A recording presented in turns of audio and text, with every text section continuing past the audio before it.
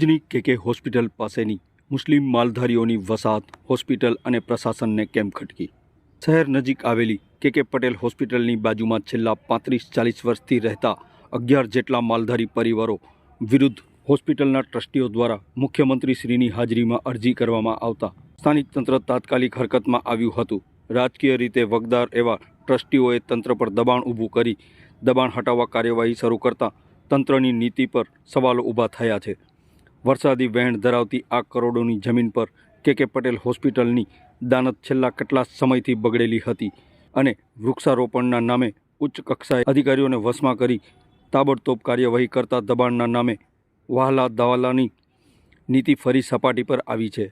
ભુજમાં દબાણોના રાફડા વચ્ચે કેકે પટેલ હોસ્પિટલના ઇશારે માલધારી પરિવારોના મકાન તોડવા ગઈકાલે સાંજથી જ તંત્રના અધિકારીઓએ લાવ લશ્કર સાથે પડાવ નાખ્યો હતો અને 2 મકાનો તોડી પાડવામાં આવ્યા હતા.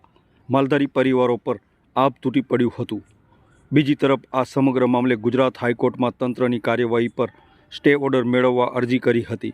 મામલો હાઈકોર્ટમાં પેન્ડિંગ હોવા છતાં કેકે પટેલ હોસ્પિટલના ટ્રસ્ટીઓને વહાલા થવા જેસીબી મશીનો સાથે દોડી ગયેલા તંત્રના અધિકારીની નીતિ વિશે હાઈકોર્ટમાં રજૂઆત કરવામાં આવી હોવાનું જાણવા છતાં સ્થાનિક તંત્ર દ્વારા આ બાબતે કોઈપણ પ્રકારની રજૂઆત સાંભળવાની દરકાર કરી ન હતી.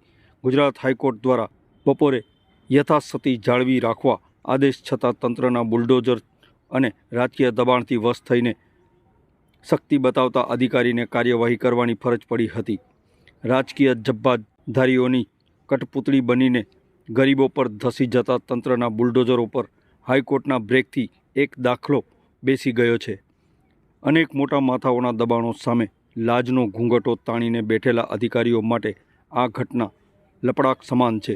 તો બીજી તરફ સેવાના નામે મેવા ખાતી કેકે પટેલ હોસ્પિટલ જેવી સંસ્થાઓની તંત્ર પર ધોષ જમાવવાની ચેષ્ટા અને સરકારમાં પોતાનું ધાર્યું કરવાની દાનત પર પણ સામાન્ય જનતામાં અનેક ચર્ચાઓ છેડાઈ છે.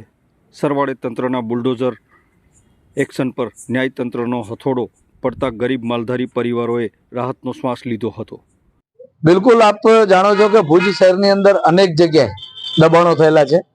ખુદ સરકારી કચેરીઓની આજુબાજુ કેટલાય લોકો દબાણો કરેલા છે. રોડનો જે માર્જિનનો જગ્યા મૂકવાના નિયમો છે એ માર્જિનની જગ્યા મૂક્યાથી પહેલા પણ લોકો અનેક દબાણો કરેલા છે. ત્યારે આજે કેકે પટેલ હોસ્પિટલના ટ્રસ્ટીઓ દ્વારા મુખ્યમંત્રીશ્રીને ડાયરેક્ટ કરવામાં આવેલી એક અરજીના અનુસંધાને ભુજનું સ્થાનિક પ્રશાસન જે છે એ છેલ્લા 2 મહિનાથી દોડતું થયું છે અને એમણે અંતે આજે ગરીબ શ્રમજીવી માલધારી મુસ્લિમો જે હતા એમની રહેણાંકના મકાનો જે છે એ તોડવાના પ્રયત્નો કર્યા અને એની અંદર નામદાર ગુજરાત હાઈકોર્ટની અંદર આ મેટર પેન્ડિંગ છે અને અરજદારો નામદાર હાઈકોર્ટમાં ગયા છે. એ બાબતની સતત ગઈકાલથી રજૂઆતો છતાં પણ તંત્રના પેટનું પાણી હાલ્યું નહીં અને તંત્રએ 2 થી 3 જેટલા મકાનો તોડી પાડવા માટેના પ્રયત્નો કરેલા છે. બિલકુલ, અત્યારે ભુજ સમગ્ર શહેરની અંદર નહીં પણ જિલ્લાની અંદર એ પરિસ્થિતિ છે કે વગદાર લોકો પોતાના વગથી ગમે ત્યાં ટ્રસ્ટ, હોસ્પિટલ કે કોઈ પણ કોમ્પ્લેક્સ કે મોલ કે આવું બધું જમીનો સરકાર પાસેથી પોતાના સંબંધો બનાવી અને મેળવી લેતા હોય છે.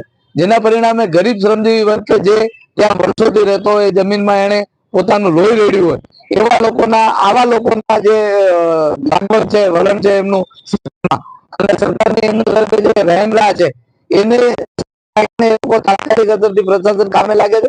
પરિણામે આવા ગરીબ શ્રમજીવી લોકો જે છે એ લોકો હેરાન પરેશાન થઈ જાય છે અને પ્રશાસન એક તરફી કામગીરી કરતું હોય એ સ્પષ્ટપણે દેખાઈ આવે છે. બિલકુલ, સરકારની અને જે ભૂમાફિયાઓ છે, જમીન દબાણ જે લોકો કરી રહ્યા છે એમની મિલીભગત છે. સતત એ લોકો સરકારના સંપર્કમાં રહીને આવા ગરીબ શ્રમજીવી લોકો જે છે એમને હેરાન પરેશાન કરવાના મનસુબા બનાવી રહ્યું હોય છે.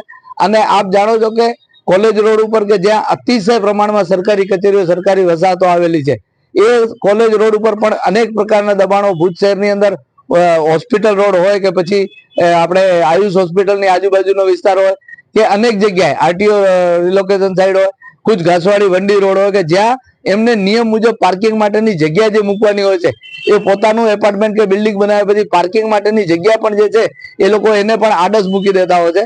પરિણામે સામાન્ય નાગરિકને હેરાનગતિ થતી હોય છે. આપ જાણો છો કે સરકાર જે છે એ સત્તાધારી પક્ષની સરકાર જે છે એ પટેલ લોબી છે અને મુખ્યમંત્રી માનનીય શ્રી એ પણ પટેલ છે અને ટ્રસ્ટની જે હોસ્પિટલ છે એ પણ પટેલ લોબી સંચાલિત છે.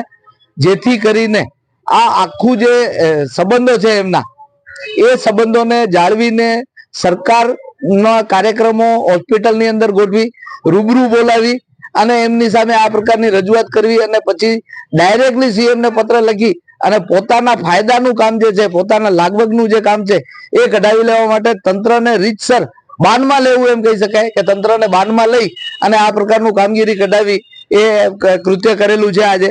ત્યારે આપના માધ્યમથી કહેવા માંગીશ કે ભુજ શહેરની અંદર અનેક સમસ્યાઓ છે, અનેક નાગરિકો, અનેક લોકોએ દબાણો બાબતે અનેક અરજીઓ કરેલી છે અને એના સિવાયની પણ સમસ્યાઓ છે. એ ઉકેલવાના બદલે તંત્ર જે છે એ માત્ર 10 થી 11 મકાનો અને 40-35 વર્ષથી રહેતા લોકોના ઘરો તોડવા પાછળ ઊંધે માથે જોતરાયું, એ દુઃખદ બાબત છે.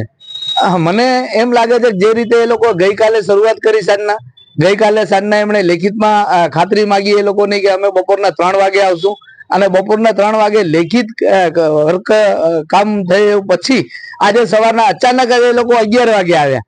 તો એનાથી સ્પષ્ટપણે અંદાજ આવી શકે છે કે જે સ્થાનિક અધિકારીઓ કર્મચારીઓ છે એમના ઉપર કેટલી હદે ઉપરથી દબાણ કરવામાં આવ્યું છે કે ભાઈ આજનું આજ ગમે તેમ કરી અને આ દબાણ હટાવવામાં આવે.